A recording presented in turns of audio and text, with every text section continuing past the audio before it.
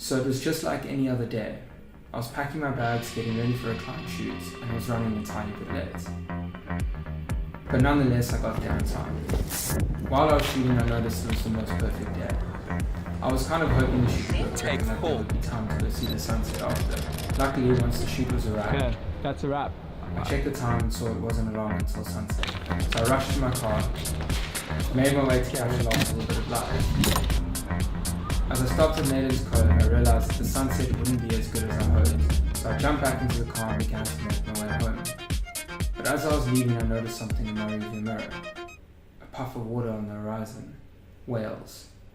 So I raced to Clifton Beach, ran to the rocks, set up my drone, and off I went to capture some footage of the whales. Something I've wanted to do since 2017 when I first got myself the drone.